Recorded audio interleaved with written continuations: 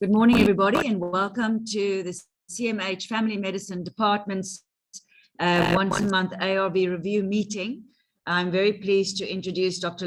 Du Plessis, who will be presenting our presentation today on our adult HIV cases, and she is presenting on 50 Shades of Grey. Thank you, Dr. Du Plessis. Good morning, everyone, to everyone in the room and everyone online. As Dr. Miller said, I'm Dr. Du Plessis, one of the interns working here at the moment. And today we'll be looking at some of the things to take into consideration and some challenges that we face when dealing with HIV in the elderly. So yes, today we'll be looking at 50 Shades of Grey.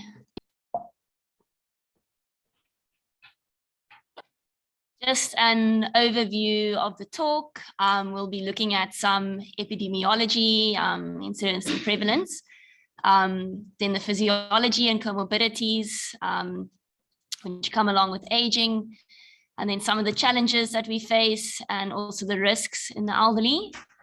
We'll have a short talk about screening, and then practical implications. How does it apply to our clinical practice? And then a summary/conclusion.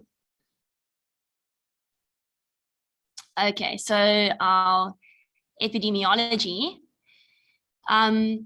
So with the advent of potent antiretroviral therapies, the life expectancy of individuals with HIV has increased dramatically, resulting in an HIV epidemic with an aging population.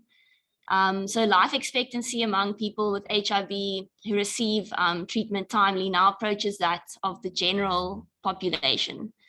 When HIV emerged in the early 1980s, people who contracted the virus could expect to live only a few years with their diagnosis. Yeah, it was almost in a way a bit of a death sentence. But yeah, thanks to advances in treatment, and our new policy of everybody receiving ART when they are diagnosed as HIV positive, they can now have a lifespan similar to that of their HIV negative peers, living well into their 70s and 80s. And currently, over half of adults living with HIV are over the age of 50. Just so that you know, the elderly, it's considered age 50 plus when we are talking about the elderly. Yeah? So sorry for those over here online. If you're over 50, you're apparently an elderly member. Let me just move on.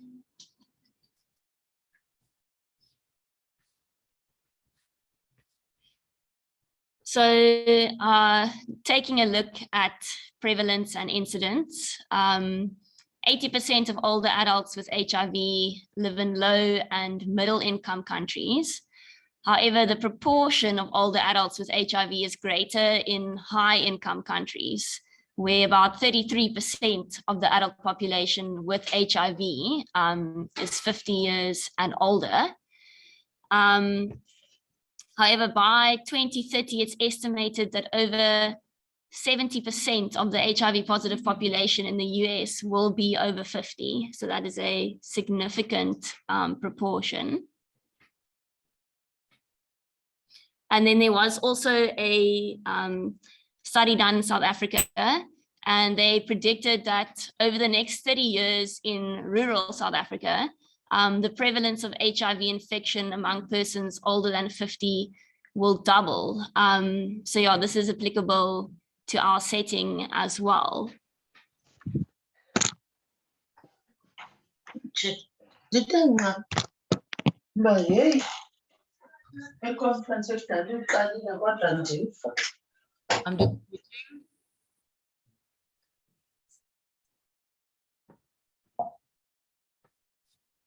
Okay, and then physiology and comorbidities. So as we know, as we age, there are certain changes that occur with the organ systems and the physiology. And of course, the older we get, the more comorbidities our patients our patients have, and those are things that we need to take into consideration. So respiratory, there's an increased risk of pneumonia due to depression of the immune system, and also possible aspiration of oropharyngeal secretions. Also with our patients that smoke, the older they get, the longer the smoking history, and there might also be emphysematous changes as well. Cardiovascular hypertension is very common, and of course, as we age, we are predisposed to developing atherosclerosis, and with that comes coronary artery / ischemic heart disease, which is also things that we need to keep in mind, because some of the drugs that we prescribe have sort of adverse metabolic effects. So that's just something we need to keep in mind. And then renal. So as we age, there's a decrease in the total number of glomeruli, and therefore this decreases creatinine clearance, which we need to keep in mind, because drugs cleared by glomerular filtration will have prolonged half-lives. So that's just always something we need to take into consideration when prescribing. And endocrine, so deterioration, there's in the number and function of insulin beta cells, there's impaired response to glucose changes, and of course, decreased bone mineral density and osteoporosis in the elderly. And then genital, vaginal dryness and atrophy, and I'll touch on that later, why that also plays a role in HIV transmission. So some of the challenges that we face with regards to the elderly specifically, and some of the risks that we also have, I'll just touch on that now. So there are adherence concerns, I guess, in the general population, but particularly in the elderly as well. And suboptimal adherence to antiretroviral therapy is the most common cause of treatment failure.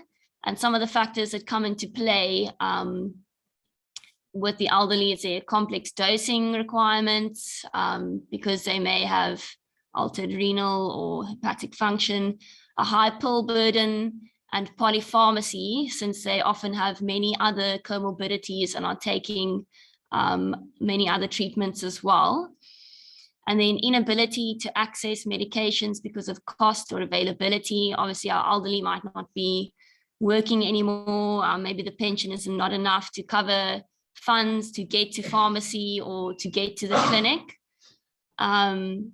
And then limited health literacy, and this is including misunderstanding of instructions.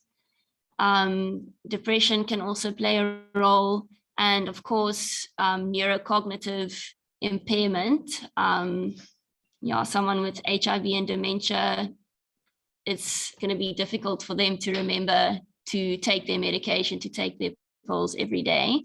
Even some of us struggle to stick to a regimen or to take all our tablets when we need to. So with all of these in addition that we have to deal with in the elderly, adherence might be an issue. Then some of the other challenges as well is that signs of HIV may be mistaken for symptoms of aging or age-related conditions. So for example, advanced HIV may present with the gradual onset of weight loss, low-grade fever, and fatigue. And then clinicians, I guess you can't blame anyone, but the immediate red light will go off for cancer or some other chronic conditions, but then overlook the possibility of HIV. And then of course, HIV disease can present with cognitive symptoms. So we just need to keep in mind that an HIV diagnosis should always be considered in the workup of new cognitive complaints in the elderly.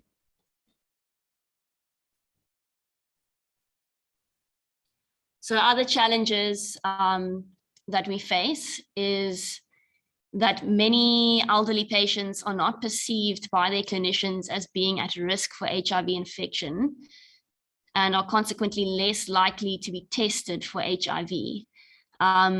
Yeah, we do need to realize that the elderly are also at risk, and yeah, many of our senior citizens are still sexually active. And we need to think of HIV in order to diagnosis. If we don't test, then we won't know and we can't treat. There's also a lack of HIV education or a reluctance to discuss sexuality. I think these days in schools and with social media, I think there's a good sort of general knowledge out there in the younger generations, or a better knowledge of HIV and sexually transmitted diseases. But our elderly generation did not necessarily receive that education, and are less aware of risk factors, and also more reluctant to perhaps discuss their sexual activities and the risks that come with that. So they may be embarrassed or afraid to be tested for HIV, also due to the stigma that comes with it. So for these reasons, HIV is more likely to be diagnosed at an advanced stage in many older people, with lower CD4 counts and often a quicker progression to AIDS. Then just to continue with some of the challenges / risk factors. Females are less likely to use barrier contraception methods to prevent pregnancy, because I guess most of the elderly, then they're menopausal, so there isn't a risk of pregnancy, so they don't use condoms. And then there is an increased risk of HIV transmission. And then thinning and dryness of the vagina can cause tears in the vagina during sex, and this could increase the risk of HIV transmission.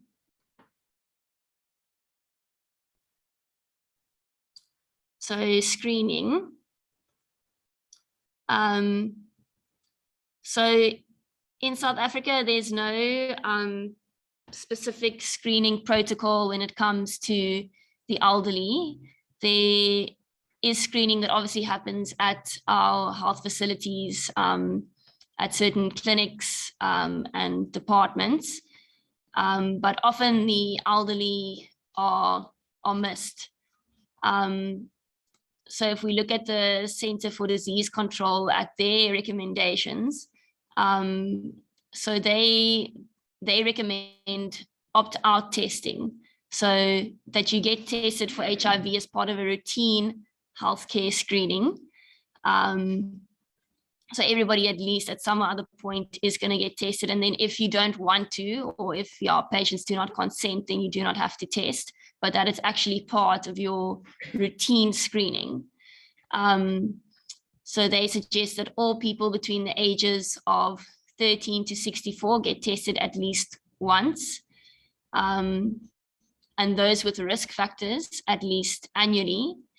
And then for sexually active gay or bisexual men, or men who have sex with men, every 3 to 6 months, seeing as the risk is higher for them for HIV acquisition. And then I see, I have a little blood tube there, but obviously we know in our setting, we are concerned about cost and resources. So one can just do a rapid test and it doesn't take that long. So if one has a suspicion, or have a high index of suspicion, then you can always do a rapid test in our setting. So some practical implications. So when prescribing the choice of our antiretroviral regimen should take into account existing medications and comorbidities, particularly liver and kidney disease.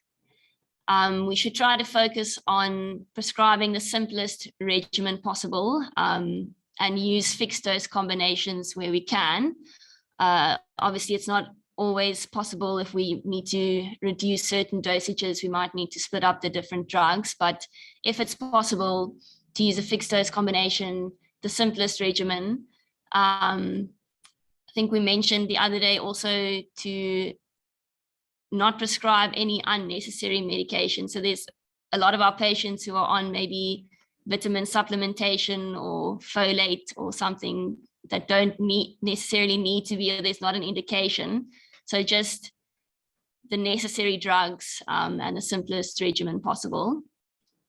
And obviously in the elderly, polypharmacy is a risk factor for adverse drug events, drug-drug interactions, inappropriate medication, delirium, falls, fractures, and poor adherence. So that's why we really need to focus on simplifying the regimen and giving what's necessary and taking into consideration what other treatments the patient is on. Some of the practical ways we can also try and address adherence is pill boxes for the elderly or medication calendars. And then a big thing is family support. If there's someone who can help the patient with their medication, check that they are taking it at the right time and taking all the correct medications. It may not always be possible, but where possible, it is good to involve the family and also educate them and make sure they are informed of what the patient's treatment regimen is. And then when you are consulting a patient, just always think about HIV in spite of age. Don't let age be something that excludes that from your diagnosis. Take a sexual history in old people. Old people are also sexually active. Screen your diabetic, your hypertensive, cardiac failure patients for HIV and vice versa as well, so that we don't miss an HIV diagnosis or only get there when it's too late. So just to conclude, so successful antiretroviral therapy has lengthened the survival in individuals with HIV and has led to changing patterns of morbidities and mortality. Age-related medical conditions have become more prevalent, and that's something we need to consider when prescribing and when evaluating any risk factors in our elderly. So we need to take into consideration the patient's comorbidities, the renal function, and polypharmacy when prescribing. And always remember, do not let age exclude HIV from your differential diagnosis. Thank you for listening. Thank you very much, Dr. du Plessis. I think we often forget our elderly patients, for those of us that are over 50, apparently. I'm glad to hear we are still sexually active. I think just to extend and just to sort of look a little bit at the practicalities in our clinic areas, is to really think in terms of preventative medicine for our elderly, in terms of NCDs. So, 10, 20 years ago, most of our HIV patients was dying from AIDS or TB, but at the moment, most of our HIV patients are going to be dying from strokes or heart attacks. And our biggest concern now is more what we would call metabolic syndrome. And with HIV patients, we actually have the opportunity that our HIV patients are regularly visiting the clinics at least once or twice a year if they're stable for their viral loads and then follow up. And how many of those are we doing a proper NCD screening for? And what I mean with that is, well, how many of those are we evaluating for metabolic syndrome? So when we talk about metabolic syndrome, we're talking specifically about illnesses created by our lifestyles. And people always talk about us having unhealthy lifestyles, but actually the normal lifestyle that most of us lead is going to lead to NCDs. So the way we work, the way we eat, the way our activity levels are, is just the way that modern world works. And so we are seeing more and more people suffering from what we call lifestyle diseases, but it's actually just, the modern illnesses of our time. Importantly, when we talk about metabolic syndromes, that the focus is not on BMI. We're trying to move more and more away about being so obsessed with BMI and even moving away from the word obesity, because actually that does not really tell us about the risk. What we need to focus on more and more is just looking at waist circumference, because it tells us about visceral fat. And what we should be doing is in all our patients over 40, there we go, let's make the elderly even younger. We should be taking waist circumferences on those patients at least every 3 years. And if the waist circumference is increased, we should be doing a lipogram and then doing a risk assessment on our patient. So for those of you who have not done any risk assessments recently, just to remind you, there's something called the Framingham criteria. It's something you can find in your EML when you go and have a look. And it's basically, you're going to look at your patient's blood pressure, you're going to look at that lipogram results, you're going to look at whether they're smoking or they've got diabetes, and you're going to look at their blood pressure.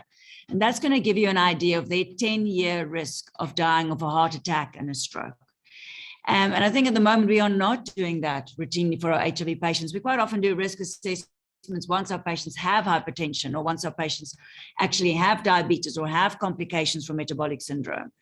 But ideally, we should be screening our patients and picking up earlier if they are an increased risk, and then managing that risk appropriately, speaking about eating choices, particularly our war against ultra-processed food, the great enemy of our elderly, infiltrating just about every part of the country, and then looking obviously at practical ways of how we can get more active and can do more exercise, etc.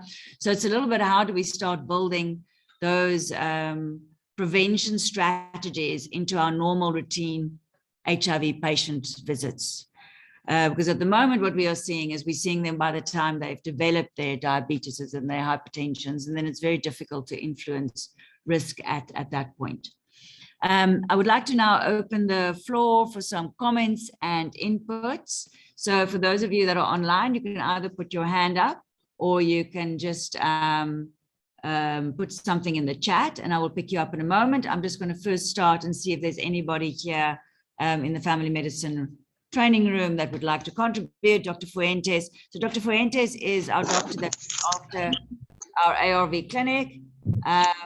And let me just, there we go. And Dr. Fuentes has been very instrumental in supporting the development of these presentations for our Fridays as well. Thank you very much. I'm just going to hand over to her. Thank you very much for the presentation.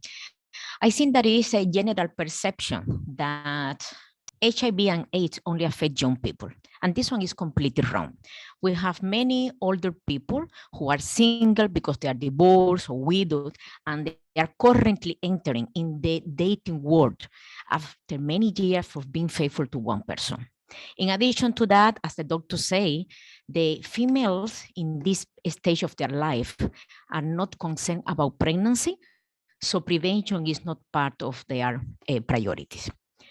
On top of that, remember that elderly can be also involved in substance abuse, the alcohol, consumption of drugs, and all of these lead to inappropriate sexual behavior, rape, etc.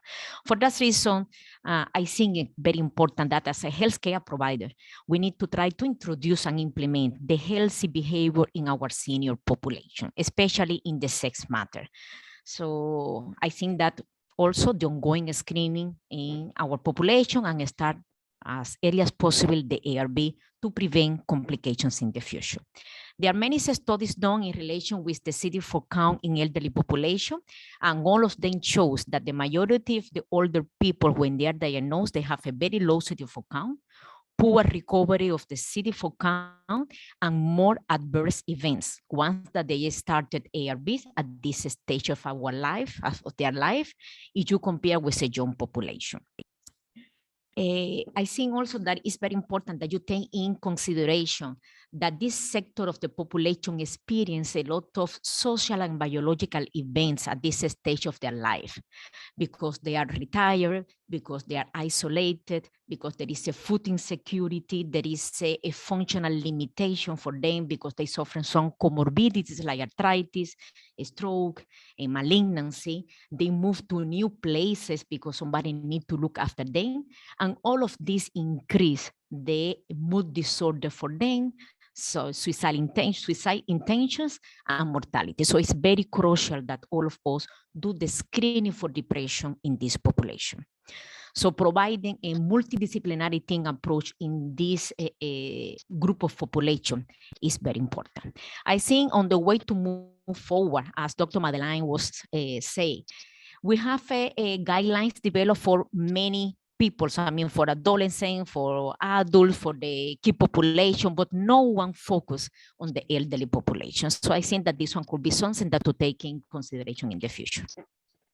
Thank you very much, Dr. Fuentes. Yes, and just a reminder for those of you that have joined us, please put your name and your professional number in the chat, even if you have registered, because that's your proof of actual attendance. So unfortunately, registration doesn't prove that you're actually in the meeting. So please put your name as well as your number in the chat. I see Dr. Adonai is actually, he's our head of department, but he's actually joining online. Dr. Adonai, you can unmute yourself and go ahead. Yeah, thanks and good morning. Excellent presentation. This is actually a very important topic. And like Dr. Yusimi rightly pointed out, the focus of colleagues involved in developing guidelines seems to have focused more on young people because, of course, it's understandable given that the incidence of new infections are largely driven by young people. But all people are now living longer, and by so it means that we need to be screening the elderly patients for HIV, and the management thereof then requires additional skills in order to provide holistic care for these patients.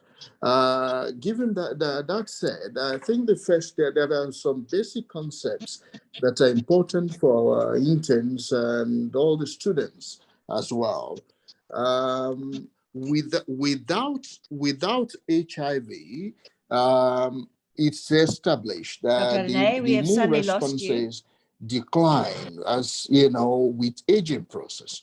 The thymus, the thymic gland that is directly responsible for lymphocyte differentiation and maturation actually get fibrosed as you get older, and by implication, it impacts on CD4 recovery in patients, in individuals as you get older.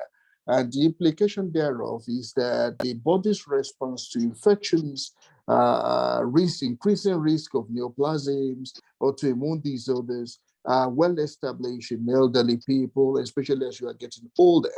But again, I think this concept is described as immunosenescence. And this, this has added additional layer in patients who now have immunosuppression due to HIV, in addition to the concurrent aging process.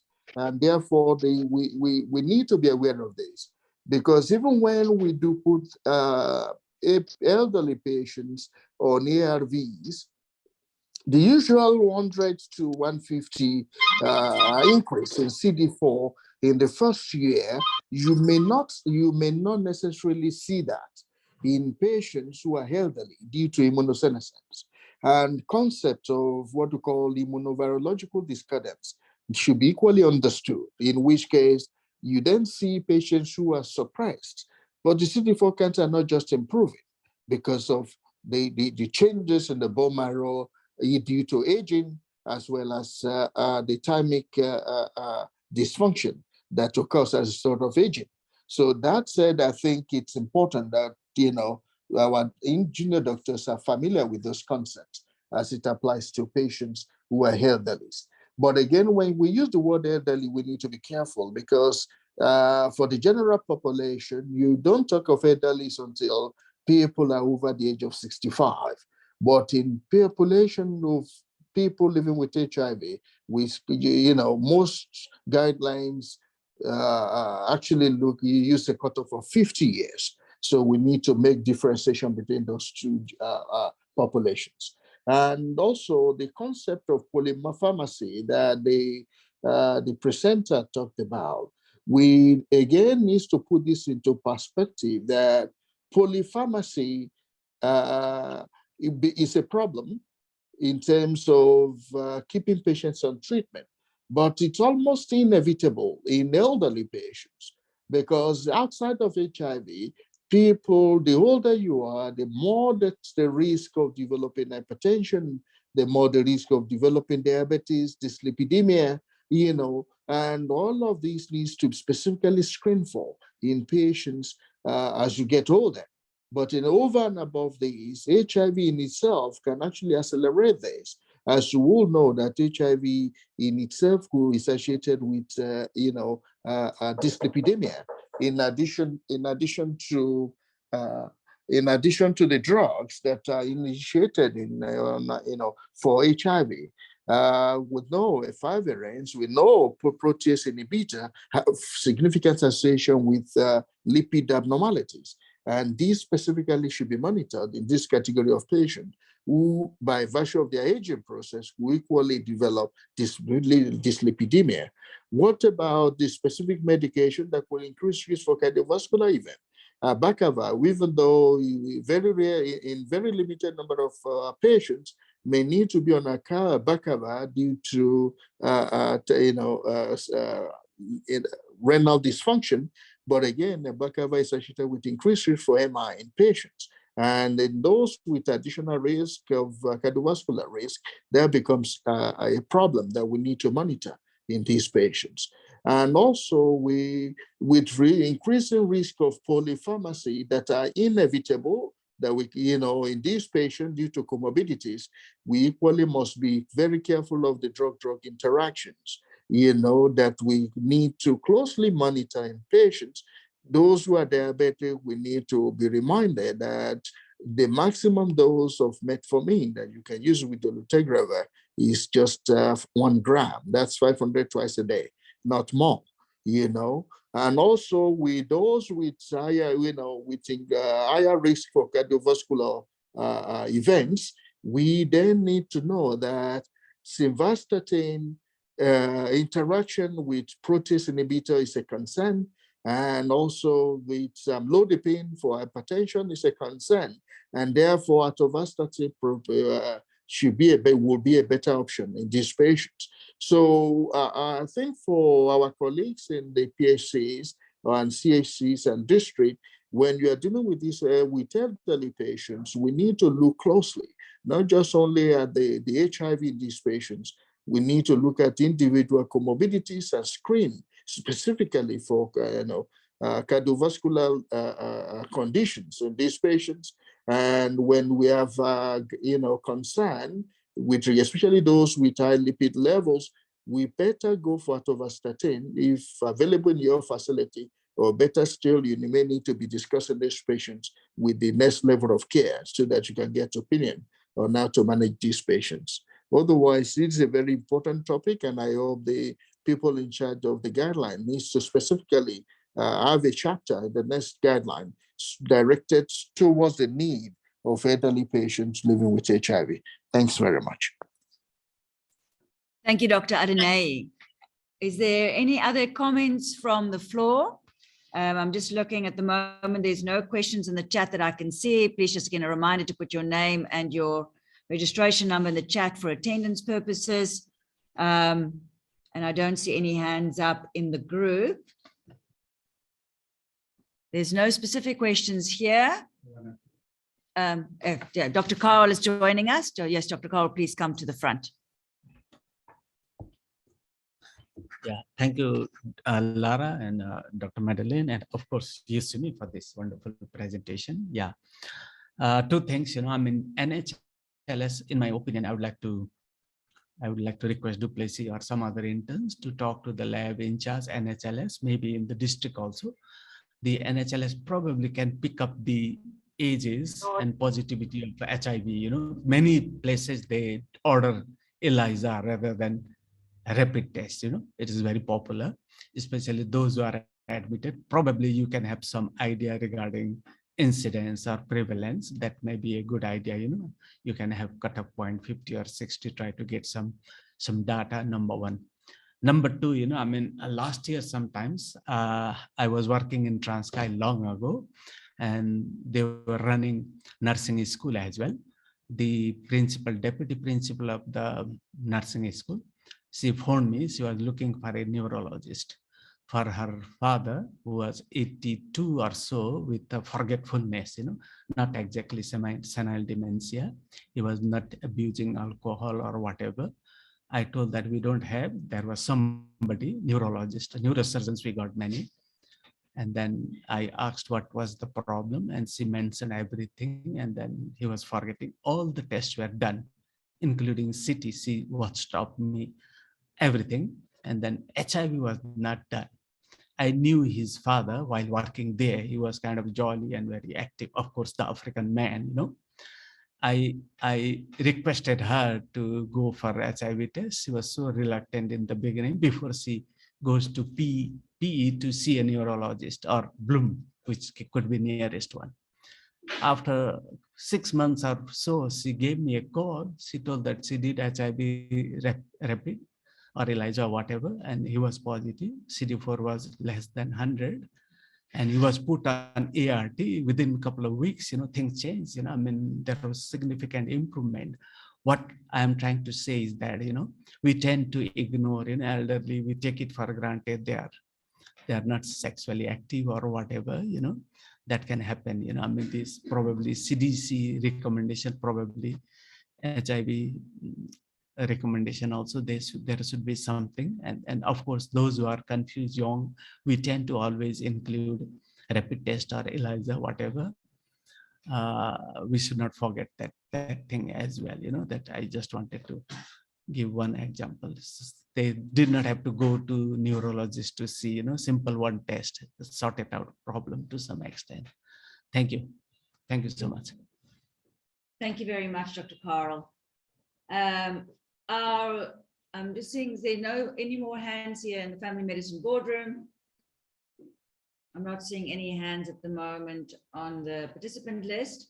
So our next adult ARV review meeting from CMH will be on the 25th of November. That's the last Friday of November, and that will also be the last one for the year. We will not be doing a session in December as we're all closing up for the Christmas break. So we look forward to seeing you again on the 25th here in the CMH Family Medicine Boardroom. Thank you very much, everybody, for joining. I don't know if there's any last comments from you, Dr. Jatla. Thank you very much, Madeline. Colleagues, yes, November will be our last presentation. Next week, we will do Dr. Kongaka's presentation that we could not do well the other time on ultrasound of the chest. Thank you very much for attending. Bye. Right. Thank you very much. Thank you very much, everybody. Have a lovely weekend.